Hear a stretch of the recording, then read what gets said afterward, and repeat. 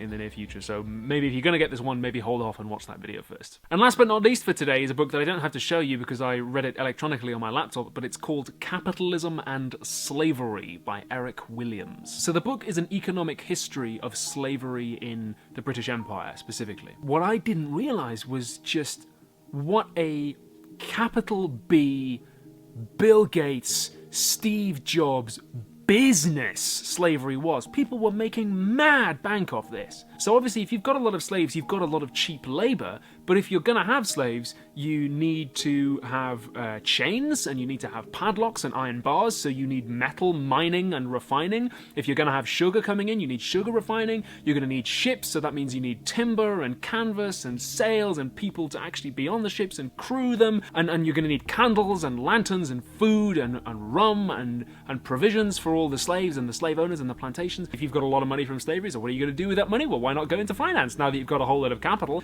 And so many people had employment because of slavery. And in that, I'm not including slaves, obviously, who were not employed, they were enslaved, but whole economies were built on this, is my point. It wasn't just an isolated little thing that was going on. This was the basis of entire nations' economies. Like Bristol, the city of Bristol, became a big city, what it is today, because that's where the sugar refineries were. It became a city because of slavery. And Liverpool was just a town, and then it became a city because it was a slave port. And Glasgow, as well, became a city because it got involved in slavery. There are banks and insurance companies still operating today which was started with money from slavery. It's amazing just how much Britain was built on the backs of slaves. He also includes testimonies and arguments from people at the time who were against abolishing slavery, and it's bizarre because you see all the same arguments that you hear people making on the news now. People going, oh, you can't get rid of slavery, you know,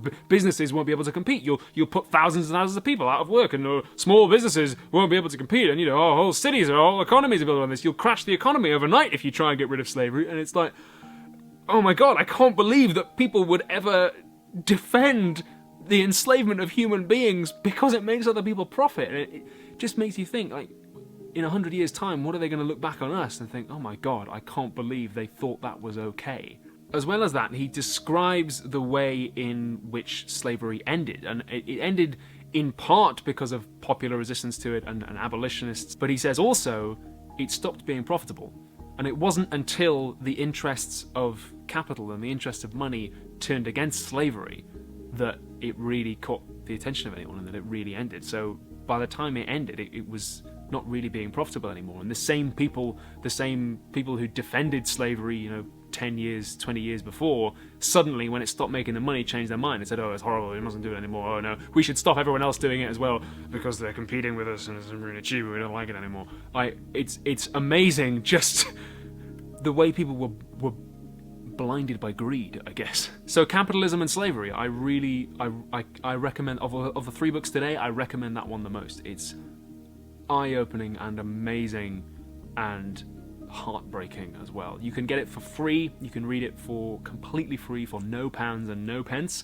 I'll include a link to it below where you can find it. Those are the last 3 books I've read. Thank you very much to the fans who sent me some of them. If you want to send me books, I have an Amazon reading list of books. If you wanted to contribute to the show and contribute reading materials, I'll include a link to that below. Alternatively, as you know, you can always support the show at patreon.com/philosophytube.